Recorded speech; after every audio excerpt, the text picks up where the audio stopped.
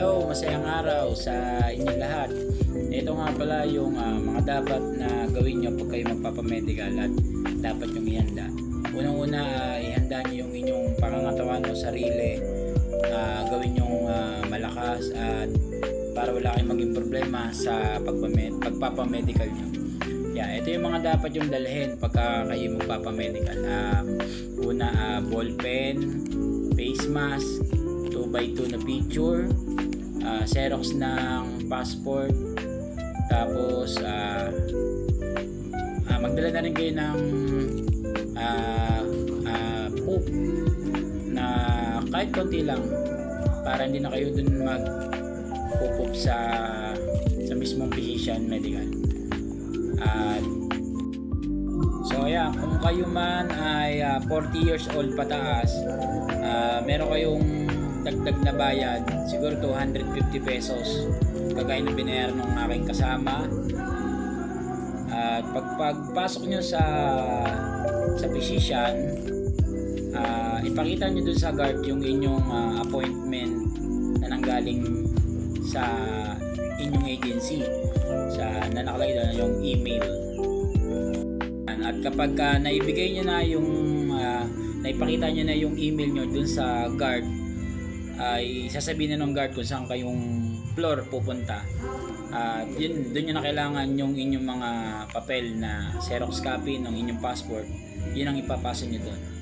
At saka 2x2 picture nga pala. Take note pa nga pala, dapat ihanda nyo rin yung inyong sarili kasi buong araw kayong magme-medical doon, mapapagod yan. Tapos bago kayo pumunta sa physician o pag may medical nyo, kumain na kayo kasi hindi naman mahalaga yung walang laman yung tiyan nyo kasi kukunan lang din naman kayo ng dugo nyo.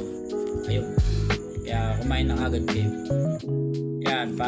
Para din pala dun sa dental nyo, hanggat maaari magpalinis na kayo ng ngipin o kaya magpabunot na kasi ang halaga doon ay 500 isang ngipin, pero pwede nyo silang pakiusapan na mapababa yung presyo para ma-fit to work kayo, ma-clear, para wala na kayong maging problema kung kayo man ay magpapadental.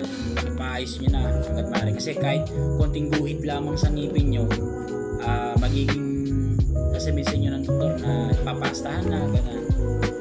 Tapos kung marami man ang ipapapasta, sabihin nyo na lang na diskarte na lang sa inyo. May patawag.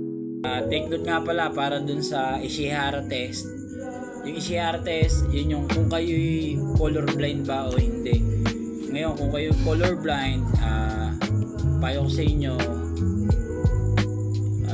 pag-isipan nyo na muna kung itutuloy nyo yung medical nyo kasi yung isa naming kasamahan na nag-medical at colorblind ay hindi na siya nakapasa doon sa mismong employer namin.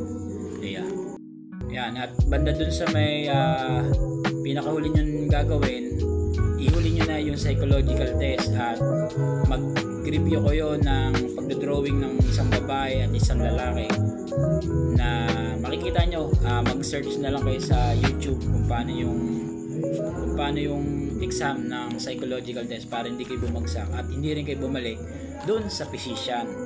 At yun lamang, maraming salamat at good luck sa inyo.